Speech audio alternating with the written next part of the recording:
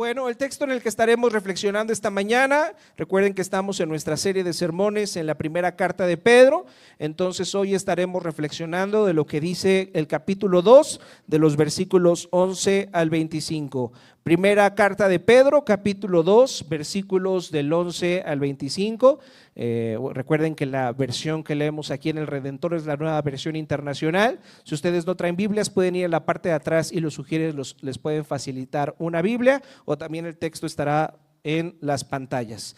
Dice así la palabra del Señor: Queridos hermanos, les ruego como a extranjeros y peregrinos en este mundo, que se aparten de los deseos pecaminosos que combaten contra el alma, contra la vida.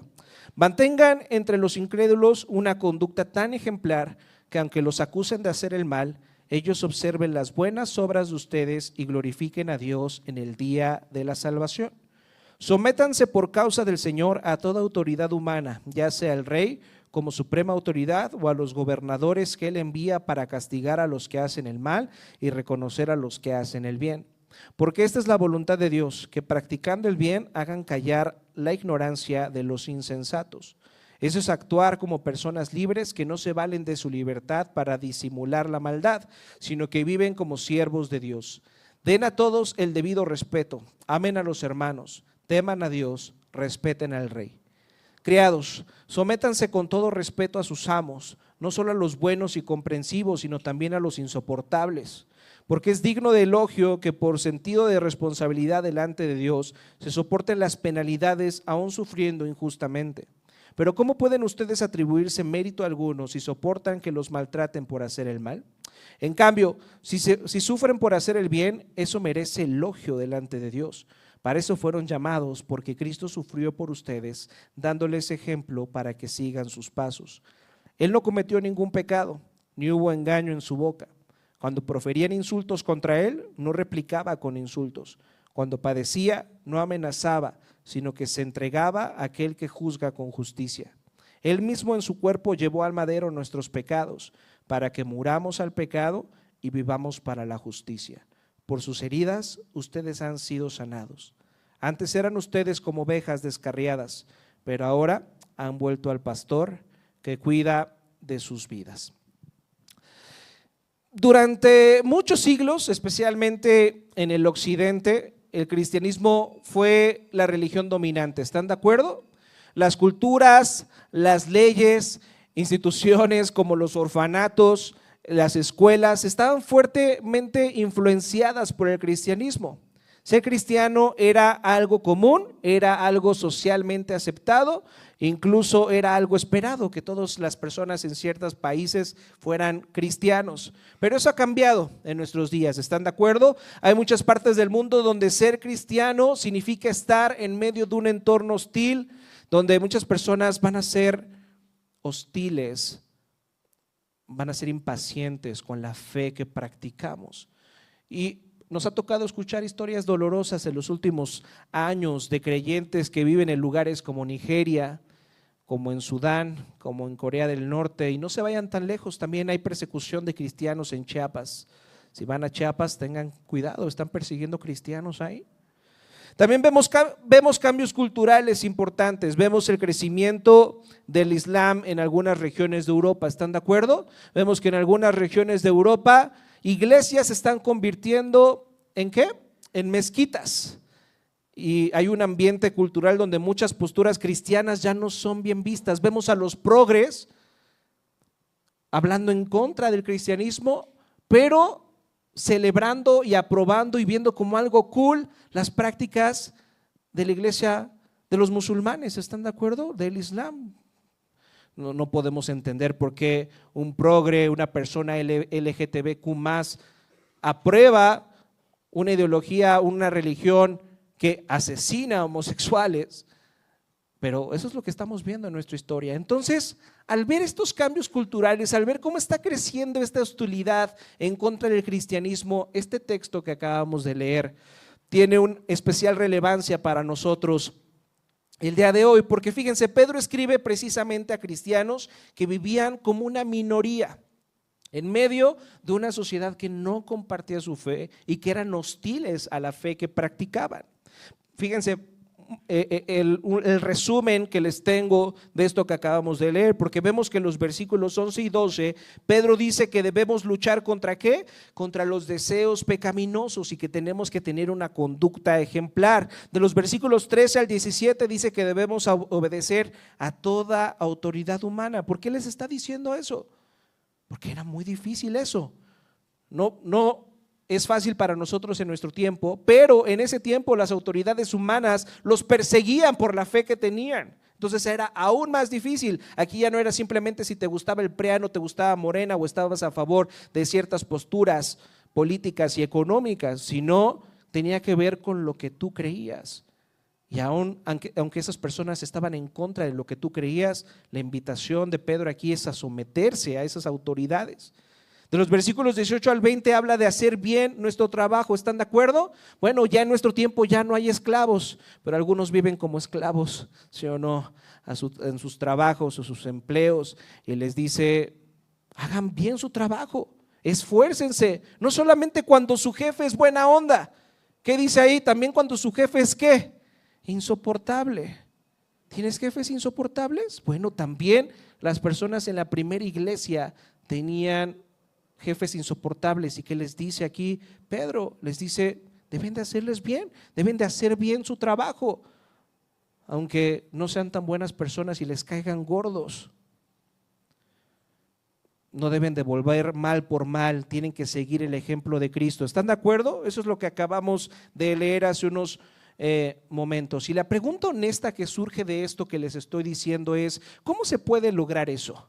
¿Cómo podemos vivir como cristianos en medio de un mundo, en medio de una cultura que está en contra de lo que creemos, en medio de una sociedad que cada vez se está volviendo más hostil acerca de lo que creemos y que nos odia probablemente?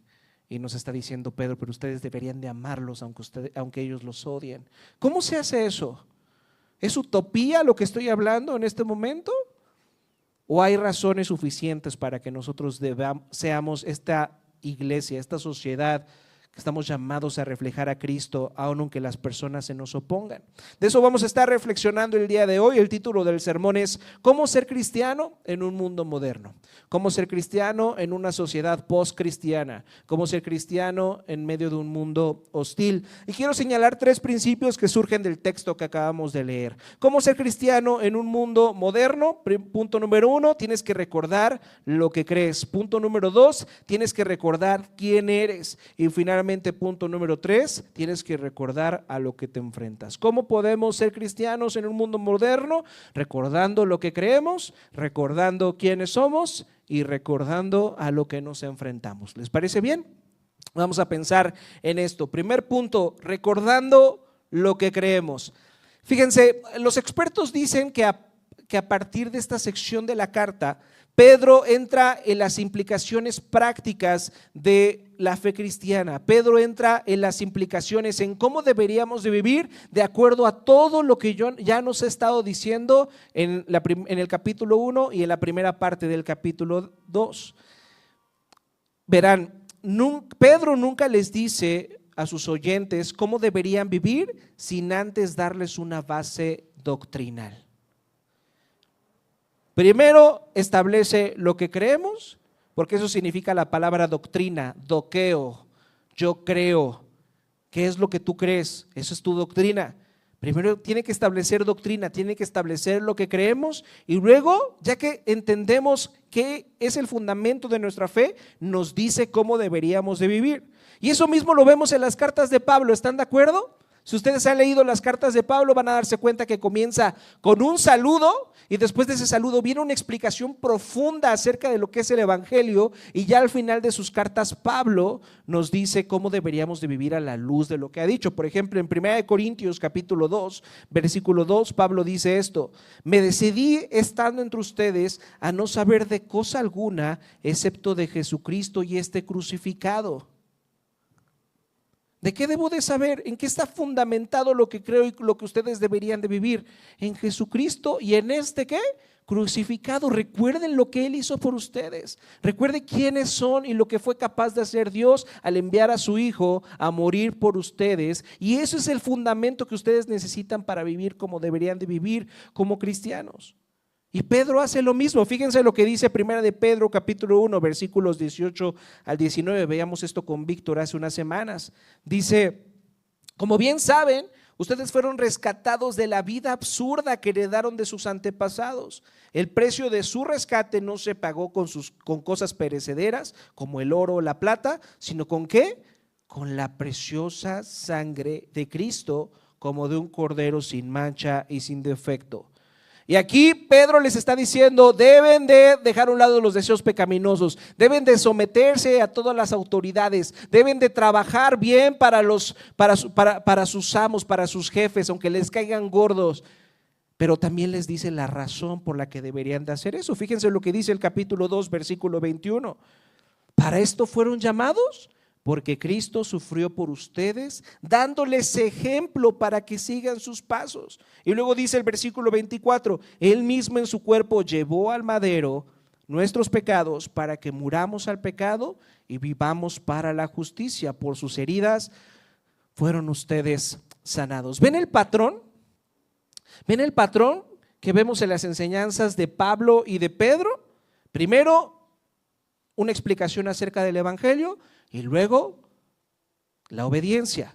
Primero la gracia y luego la vida cristiana. Y esto no solamente lo vemos en el Nuevo Testamento con Pedro y Pablo, lo vemos en toda la Biblia. ¿Están de acuerdo? Por ejemplo, en el Éxodo,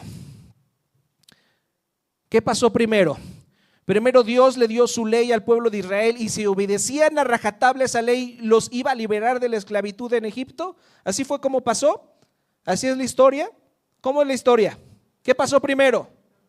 Primero los liberó de la esclavitud en Egipto. Trajeron esas 10 plagas a Egipto para que pudieran ser liberados de la esclavitud, de la opresión que estaban viviendo. Y una vez que ya son liberados de la esclavitud, van al desierto, al monte Sinaí, y entonces sube Moisés al monte Sinaí y baja con las tablas de la ley. Primero es la salvación, y luego a la luz de esa salvación que ya te ofrecí, a la luz de que veas lo que estoy dispuesto de hacer por ti, ahora tienes las razones suficientes para obedecer. Primero la salvación y luego la ley. Así también es la fe cristiana. La fe cristiana es recordar lo que Cristo hizo por ti, y una vez que recuerdas lo que Cristo hizo por ti, ahora tienes las razones suficientes para obedecer. Eso es lo que enseña la Biblia. Y recordar esto es muy importante, porque el día de hoy se ha vuelto muy popular decir cosas como: no importa qué religión tengas, no importa qué religión practiques, porque la verdadera religión es ¿qué? Ser buena persona. Mira, si se lo saben. Eso es lo que se nos dice en estos días. ¿Están de acuerdo? No importa qué religión practiques, lo que importa es ser una buena persona. Qué bueno que eres cristiano. Qué bueno que te funciona eso a ti. ¿Alguien les ha dicho eso alguna vez? Qué bueno que a ti te funciona eso de ser cristiano, porque a mí no. Porque la verdadera religión es ser buena persona. Mientras yo no le haga mal a nadie, mientras yo pague mis impuestos, mientras no me meta con nadie, soy una buena persona. Qué bueno que a ti te funciona eso del cristianismo, porque el cristianismo enseña buenas cosas, enseña a amar al prójimo, enseña a ayudar a otros. Pero ¿sabes cuál es el problema del cristianismo? ¿Sabes cuál es el problema? El problema es su doctrina. El problema del cristianismo es su doctrina. El problema es que siempre nos quieren convertir, siempre nos quieren decir que ustedes tienen la verdad, y eso es muy intolerante. ¿Por qué no simplemente son buenas personas, hacen cosas buenas? Amar al prójimo es algo padre, es algo cool, pero eso de su doctrina, ahí es donde tuerce la mula. No hablen de doctrina, eso divide. La letra mata, ¿sí o no? Pero el espíritu vivifica. Sean muy espirituales, sean muy buenas personas. La letra mata, deja de estudiar. Solo seamos amorosos. Fíjense, la tesis del mundo moderno es esta: deshazte de tus enseñanzas, deshazte de tu doctrina. Las personas tienen derecho a creer lo que quieran mientras no le hagan daño a nadie. ¿No suena bonito eso? ¿No suena romántico eso? La verdadera religión es ser buena persona. Todas las personas tienen derecho a creer lo que quieran mientras no le hagan daño a nadie. Suena muy padre eso, pero ¿saben cuál es el problema de eso? ¿Saben cuál es el problema de esa forma de pensar? Que ese no es el estilo de la Biblia, ¿están de acuerdo? Ese no es lo que enseña la fe cristiana. La fe cristiana siempre nos da razones por las cuales debemos vivir diferente. No solamente dice perdona a las demás personas. ¿Qué nos dicen los psicólogos? ¿Qué dicen los psicólogos? Tienes que perdonar, ¿por qué? ¿Sí o no dicen los psicólogos que tienes que perdonar? Si tú vas a un buen psicólogo te tiene que decir que tienes que perdonar. Pero ¿cuáles son las razones que te da el psicólogo por las cuales tienes que perdonar? Yo sé que hay muchos psicólogos por aquí. ¿Cuáles son las razones que da la psicología por la cual debemos perdonar? Para que estés bien tú, no cargues con ese peso. Mira lo que te está haciendo ese enojo, esa ira que traes. Estás somatizando, te está saliendo acné, te están saliendo úlceras, te estás quedando pelón porque no perdonas. ¿Sí o no? Ahí está. Pero la fe cristiana no solamente dice perdona porque eso es bueno para ti, porque eso te conviene. La fe cristiana dice que perdona porque ¿qué? ¿Quién te perdonó primero? Cristo. ¿Perdonas a otros porque Cristo te perdonó? La fe cristiana no solamente dice sirve a los demás, porque la verdadera religión es ser buena persona, no. La fe cristiana dice sirve a los demás porque ¿qué? ¿Quién te sirvió? ¿Quién siendo en forma de Dios despreció ser igual a Dios? No fue algo a lo que se aferró y entonces vino como un ¿qué? Como un siervo semejante a ti y a mí en condición de hombre y se humilló hasta lo sumo, hasta la muerte y muerte de cruz. ¿Se dan cuenta? La vida cristiana, una vida de obediencia siempre será una implicación de tu comprensión del evangelio. Ahora fíjense, hay algo muy curioso aquí. Cuando alguien te dice, deshazte de tu doctrina, eso ya es una doctrina, ¿están de acuerdo? Si alguien te dice, no, deshazte de tu doctrina, deshazte de todo lo que crees, no quieras imponernos tus enseñanzas, ¿están de acuerdo que eso es una doctrina? ¿Están de acuerdo que eso ya es una imposición de las creencias de alguien? En cuanto me dices que no debemos intentar convertir a las personas a la fe cristiana, en ese momento tú me estás imponiendo la realidad de tu vida. ¿Estás de acuerdo? No hay forma, se dan cuenta que no hay forma de evitar imponer nuestras creencias y lo que consideramos que es verdad a los demás. No hay forma, no hay forma. Siempre vas a intentar imponer lo que tú consideras que es la verdad a otras personas. ¿Vas a pelear esa batalla o no de lo que consideras que es la verdad? ¿O vas a seguir pensando, mientras no le hagan daño a nadie está bien?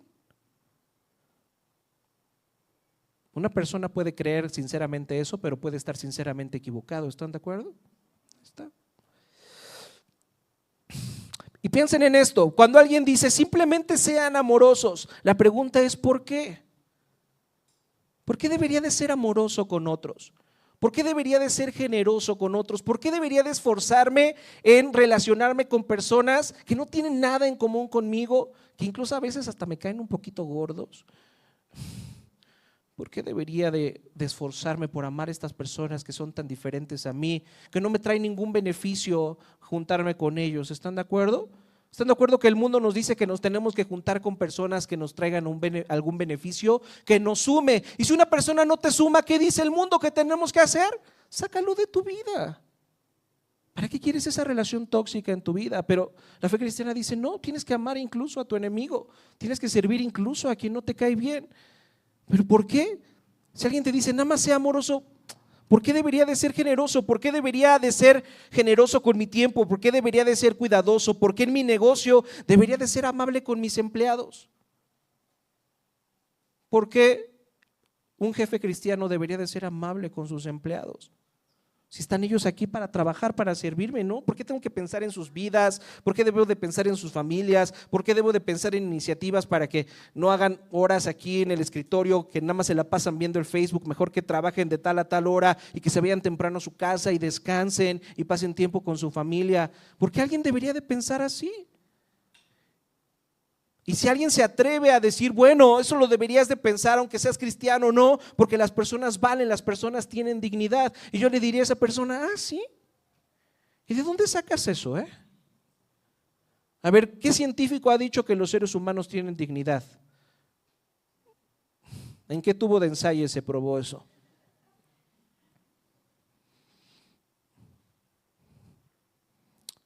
La observación empírica nos muestra que las personas tienen valor, que tienen significado. Cuando dices, olvidémonos de la religión, de la doctrina, de las verdades morales, simplemente seamos amorosos, lo que en realidad estás diciendo, seas amoroso porque yo lo digo. ¿Están de acuerdo? Y eso en verdad es tiránico, eso es en verdad arbitrario, es una tiranía total, pero la fe cristiana es la única que nos da las razones correctas. La Biblia dice que los seres humanos están hechos imagen de Dios y por eso tienen dignidad y por eso tienen valor. ¿Están de acuerdo?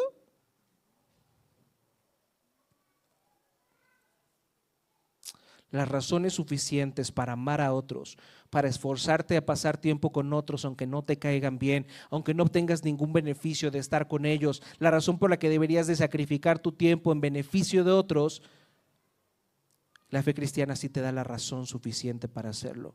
Y lo obtienes de la verdad de que Jesucristo murió por ti y Él mismo en su cuerpo llevó al madero todos tus pecados.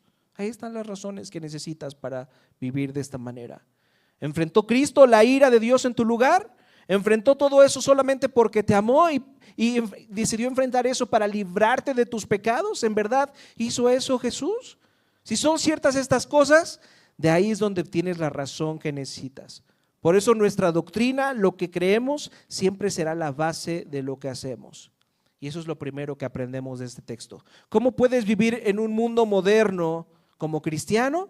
Recordando el fundamento de tu fe, recordando el evangelio. Pero Pedro no solamente quiere que recordemos lo que creemos, también quiere que recordamos quiénes somos. Punto número 2. ¿Cómo vivir como cristianos en un mundo moderno? Recordando quiénes somos. Vean lo que dice el versículo 11, vayamos al versículo 11.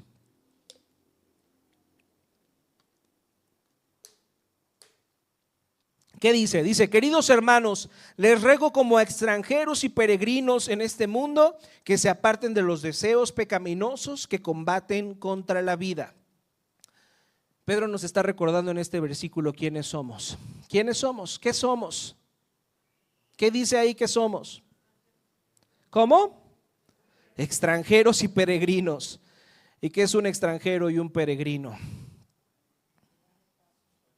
Alguien que está de paso, ¿verdad? Alguien donde este mundo no es su verdadero hogar. Pedro está diciendo que no hay manera de vivir una vida como cristiano sirviendo a las autoridades humanas, sirviendo en el trabajo, sirviendo incluso a quienes abusan de nosotros y nos maltratan, si antes no recordamos que somos extranjeros y peregrinos. Y esta es una metáfora que usa Pedro para describir a los cristianos como residentes temporales en la tierra, cuyo verdadero hogar y ciudadanía está en otro lugar. ¿Dónde está tu verdadera ciudadanía? ¿Dónde está tu verdadero hogar? Eres un peregrino que está de paso aquí, pero ¿dónde está tu verdadero hogar? ¿Hacia dónde vas si eres un cristiano? ¿A dónde? Al cielo, a la eternidad junto con Dios. Eso es el cielo, esa es tu verdadera ciudadanía. Ahí es donde perteneces. Y Pablo está diciendo lo mismo. Fíjense lo que dice en Filipenses capítulo 3 versículo 20. Filipenses capítulo 3 versículo 20. Búscalo.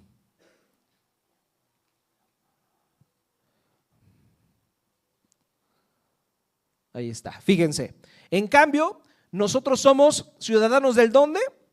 Del cielo, de donde anhelamos recibir al Salvador, el Señor Jesucristo. Tu verdadera ciudadanía, tu verdadera nacionalidad, ¿dónde está? En el cielo. Está en quién eres en Dios. Ahora, ¿por qué Pedro usa este ejemplo de peregrinos y extranjeros? ¿Por qué creen que está utilizando esta metáfora de decir que nosotros somos peregrinos y extranjeros?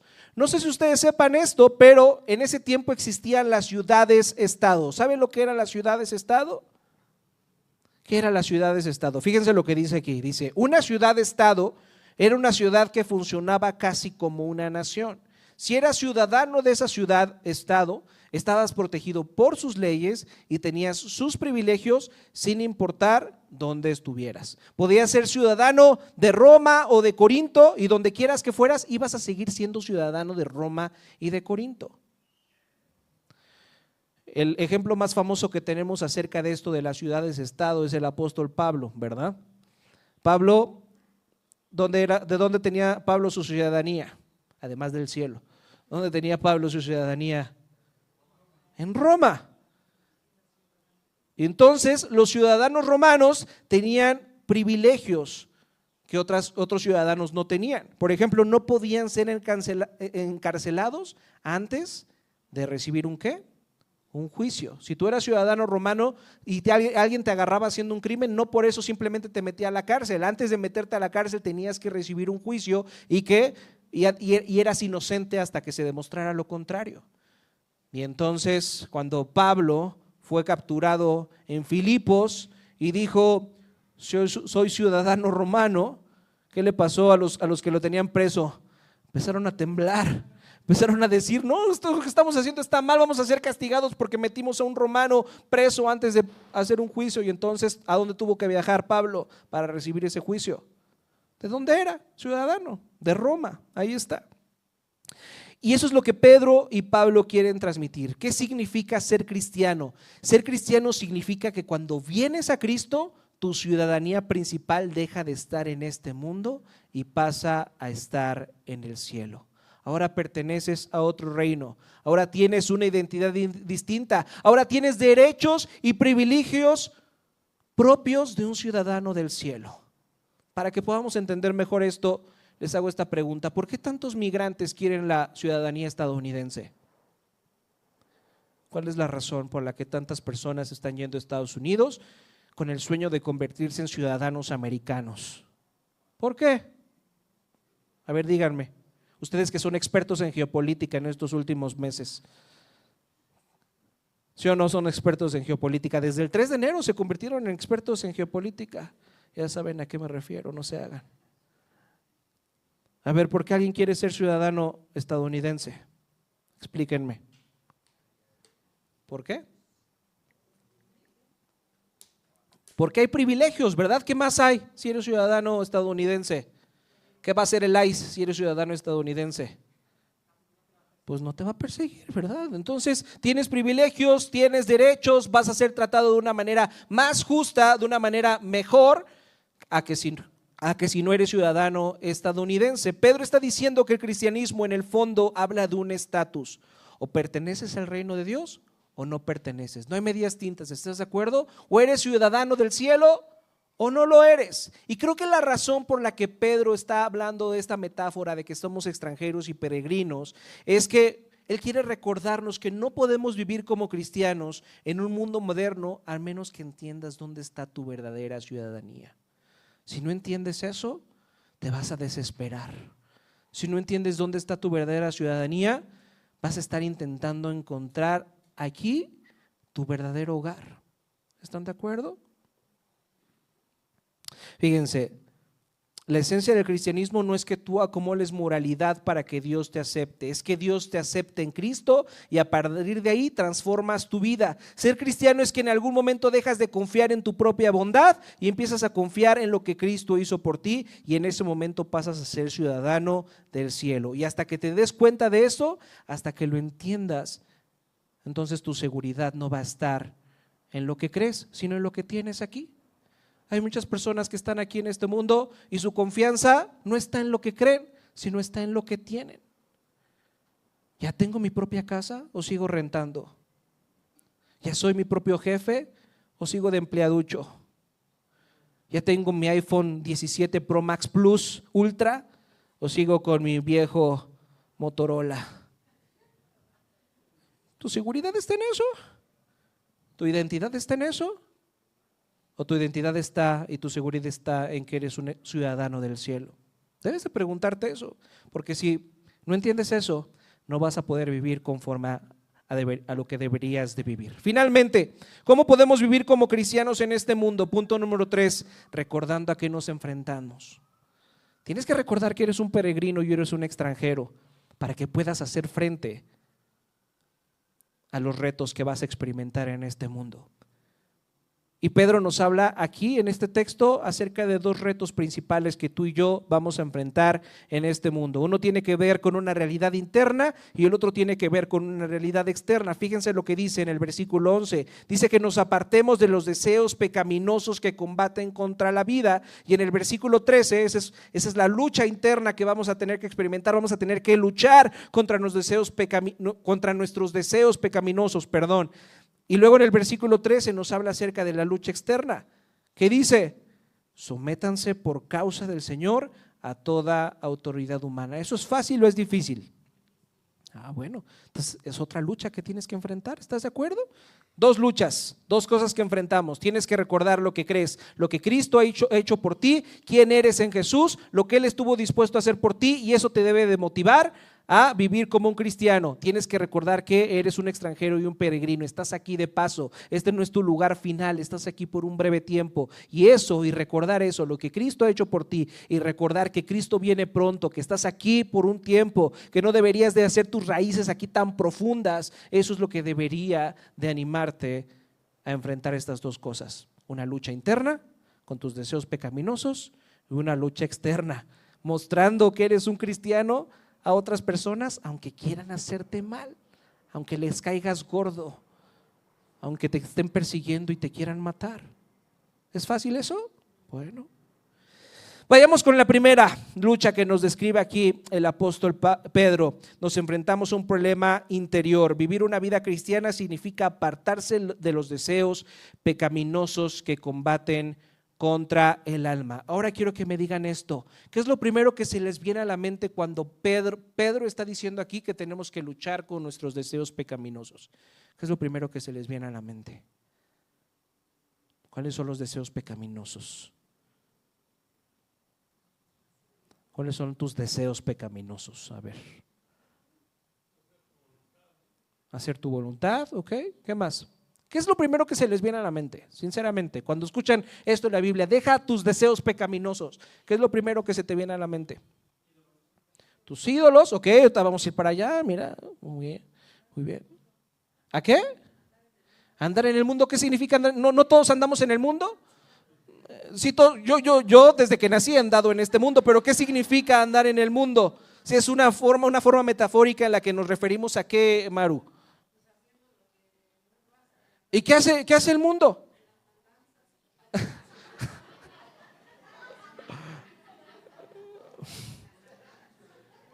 Pero está muy bueno esto que está diciendo Maru, porque pensamos inmediatamente eso, ¿no? Que cuando habla de los deseos pecaminosos, dice: no deberías de ser como el mundo. Y cuando decimos que no deberíamos vivir como el mundo, estamos hablando como los quienes, como los no cristianos, ¿están de acuerdo? Y entonces inmediatamente empezamos a pensar que cuando Pedro está diciendo que debemos abandonar los deseos pecaminosos, significa que está mal salir de fiesta, ¿están de acuerdo? Un cristiano debería de dejar de ir a fiestas y debería de dejar de emborracharse. Eso es lo primero que las personas piensan, que eso se refiere. Está mal que un cristiano esté bailando reggaetón, no debería de yo estar aquí bailando reggaetón, no debería de yo estar aquí siendo un inmoral sexual, teniendo muchas parejas. Pensamos que a eso se refiere Pedro cuando dice que debemos abandonar los deseos pecaminosos, pero no es solamente de eso de lo que está hablando Pedro, no solamente de eso. Y normalmente pensamos eso, que aquí solamente está hablando de los pecados morales como el libertinaje, como la inmoralidad sexual, como las borracheras, como las orgías. La verdad es que tú y yo pensamos eso porque lo que tenemos aquí es un error de traducción. Tenemos un error de traducción aquí, porque la palabra que se traduce como deseos pecaminosos es la palabra griega epitumía.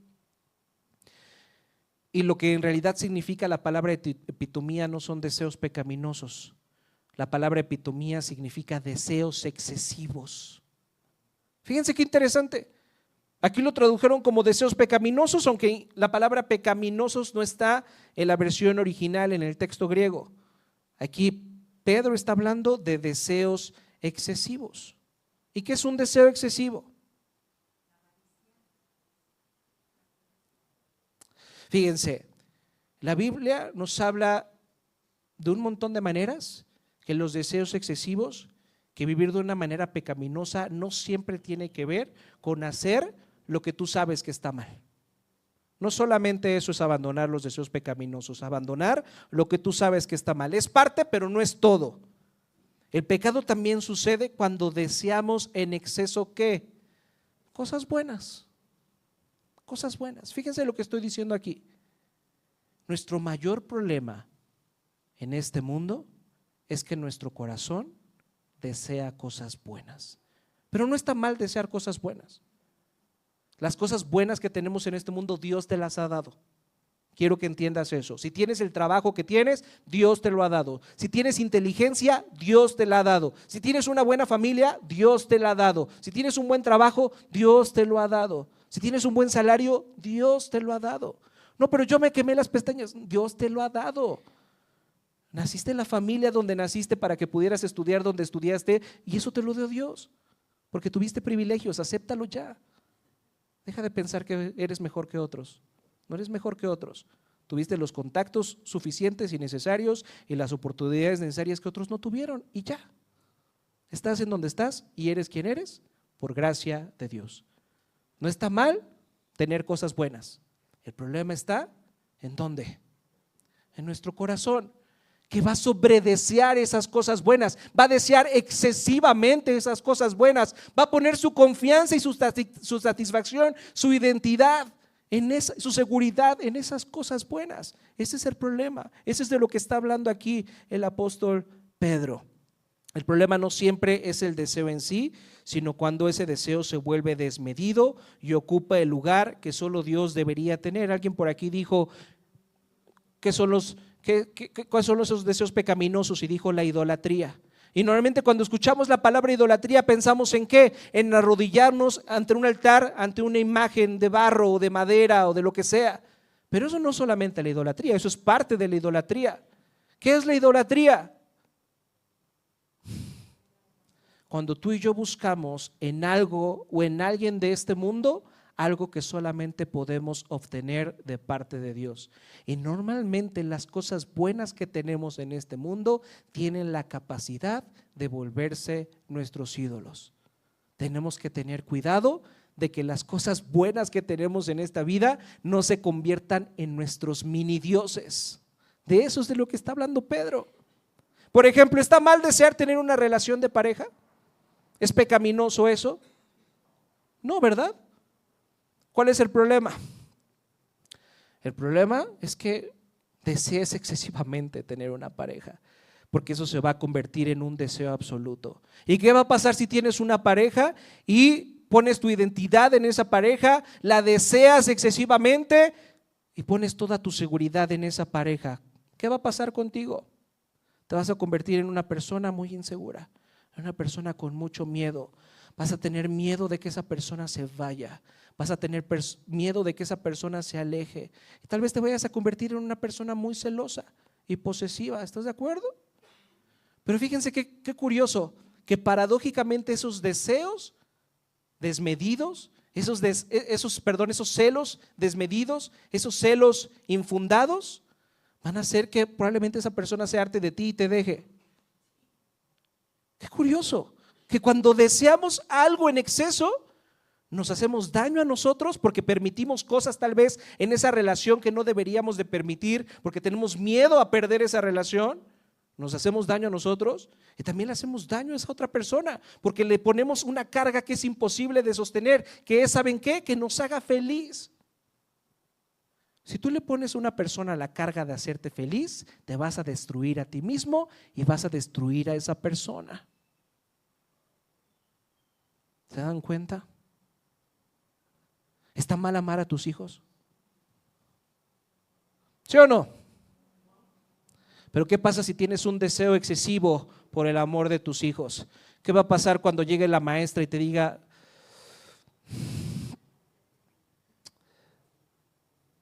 Carlita, Sofía se portó mal? Sofía no es el angelito que crees, Carlita. Y les tienes que dar unas buenas nalgadas a Sofía. Si tu deseo excesivo está en el amor de tu hijo o de tu hija, ¿qué vas a hacer cuando una persona te diga eso? Cállate. déjame en paz, estás loco. Es un angelito, tú no lo conoces. ¿Se dan cuenta?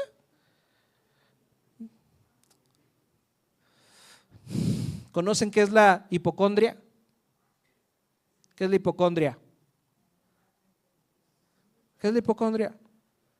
Cuando te sientes enfermo todo el tiempo, ¿no? Sientes que todo el tiempo estás enfermo. Hay muchas personas que ponen su seguridad y su confianza ¿en qué? En su salud. No se quieren enfermar. Cuando fue el COVID, bueno, no voy a la iglesia, puedo ir al supermercado, pero a la iglesia no voy porque ahí me voy a contagiar. Ahí está la hipocondria. No está mal en querer tu salud, pero lo malo es poner tu seguridad en tu salud. Y paradójicamente la mejor manera de mantenerte sano es dejar de pensar todo el tiempo en que te puedes enfermar, ¿estás de acuerdo? Los hipocondríacos son esas personas que todo el tiempo tienen miedo a enfermarse y justamente reflejan esa enfermedad, reflejan ese miedo de estar enfermos, se enferman todo el tiempo. Ahí está. La Biblia muestra que el pecado muchas veces funciona así. Tomamos algo bueno y lo ponemos en el centro de nuestra vida. Nuestro mayor problema no es solamente querer lo prohibido, eso es un problema.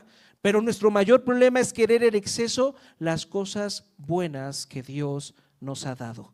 Tienes que cuidar tu corazón de no sobredesear las cosas buenas que Dios te ha dado. Y ponía este ejemplo el otro día, porque Jesús dice cosas fuertes, ¿eh? Si tú vas a la Biblia y piensas que Jesús solamente es un Dios de amor, no has leído bien tu Biblia. Porque Jesús una vez le dijo a sus discípulos, ustedes no pueden ser mis discípulos si no desprecian a sus padres y a sus madres. Eso lo dijo Jesús. Jesús nos estaba invitando a no amar a nuestros padres y a nuestras madres. ¿Eso es lo que estaba diciendo? Entonces, ¿por qué dijo que nadie puede ser su seguidor si no desprecia a sus padres y a sus madres? ¿Qué era lo que quería decir? Que no los idolatres. Porque si tú, lo más precioso para tu vida son tus padres, son tus hijos, son tu novio, son tu novia, es tu esposo, es tu esposa, es tu carrera, es tu salario, es tu puesto en el trabajo, no vas a poder seguirme, porque eso va a estar en primer lugar. La única manera en que tú te vas a convertir en mi verdadero seguidor es cuando deprecies eso. Ya no lo veas tan precioso, es precioso, pero deprécialo, desprécialo y ponme a mí en primer lugar. Y eso va a hacer que puedas amar correctamente a esas cosas preciosas que Dios te ha dado. Qué paradójico. Si pongo en primer lugar algo antes que a Dios, lo voy a destruir y me va a destruir a mí. Pero si pongo en primer lugar a Dios, voy a poder amar correctamente a mi esposa, a mi esposo, a mis hijos, a mis padres, a mi trabajo. Todo va a estar en orden. De eso es de lo que está hablando. Vamos a la segunda cosa a la que enfrentamos, que tiene que ver con el exterior. Fíjense, la relación del cristiano con el mundo es compleja, ¿están de acuerdo? No odiamos al mundo, no deberíamos odiar al mundo. Algunos cristianos se odian el mundo y dicen, ya, estoy harto de este mundo y de su gente. Pero Jesús dijo, como el Padre me envió al mundo, ¿qué? Yo los envío al mundo. No huyan del mundo, estén en el mundo. No se hagan como los del mundo, háganlos, no se hagan. No te hagas tú como ellos, sino que ellos se hagan como tú. Estoy parafraseando, no me acuerdo bien cómo dice, pero eso es lo que dice Jesús. ¿Están de acuerdo? Pero no nos manda a huir del mundo, nos manda a estar con las personas en el mundo, ser sal y luz en el mundo.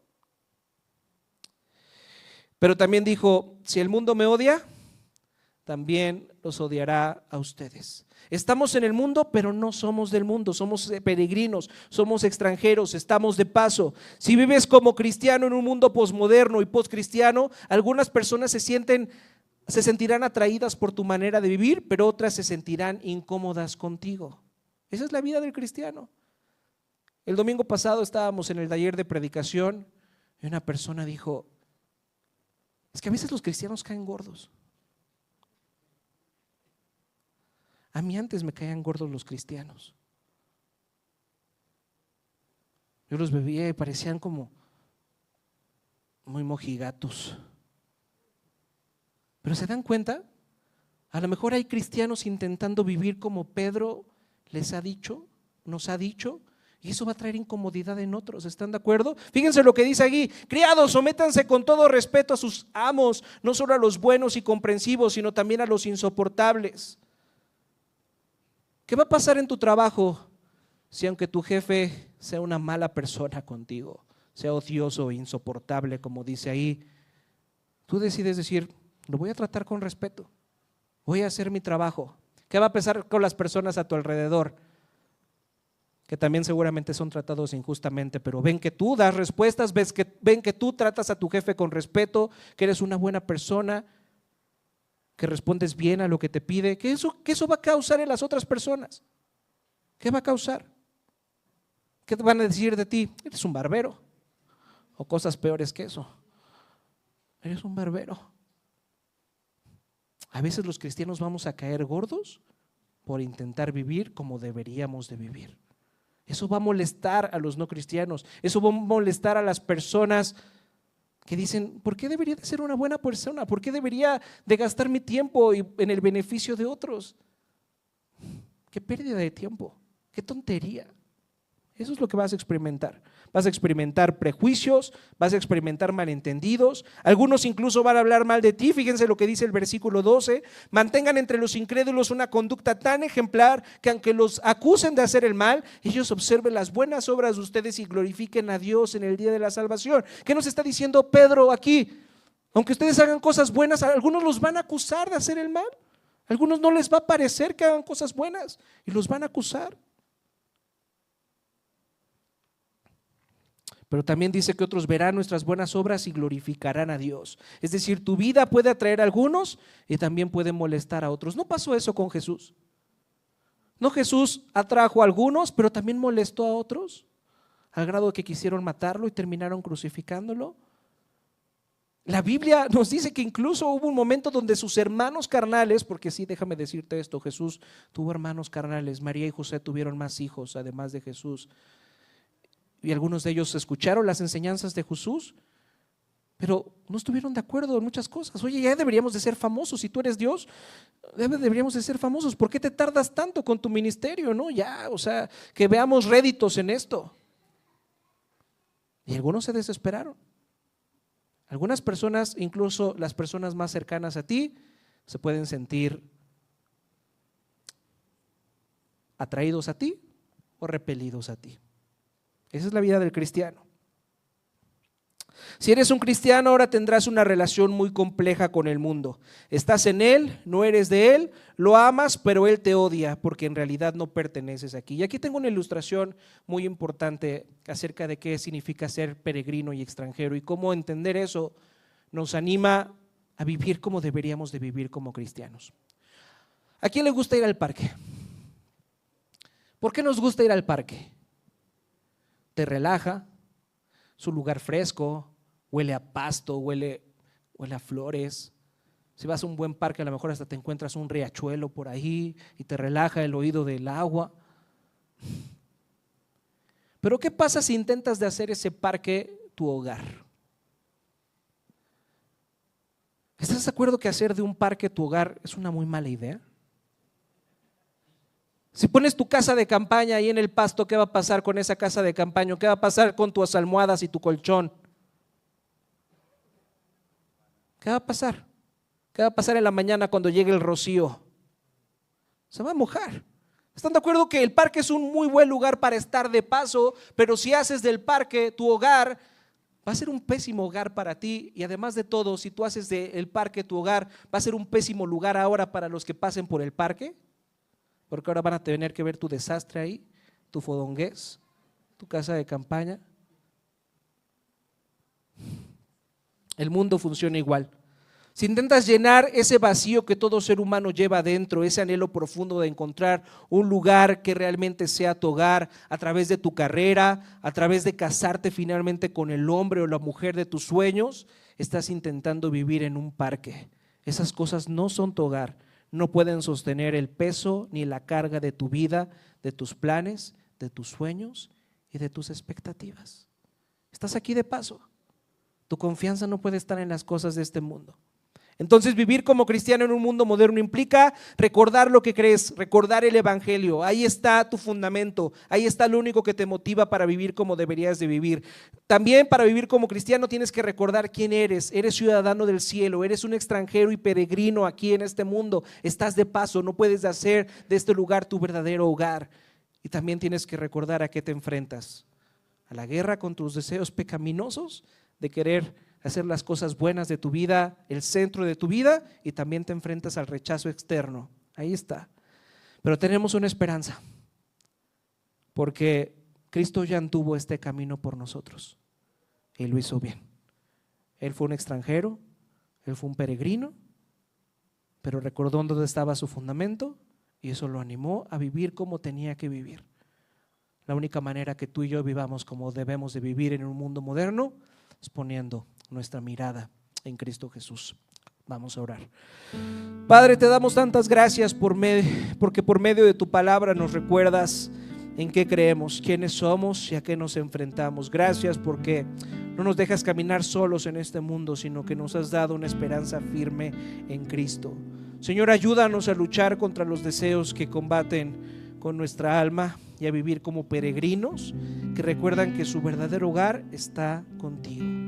Danos gracia, Padre, para responder al mundo con una vida que refleje a Cristo, aun cuando haya rechazo, aun cuando no nos comprendan.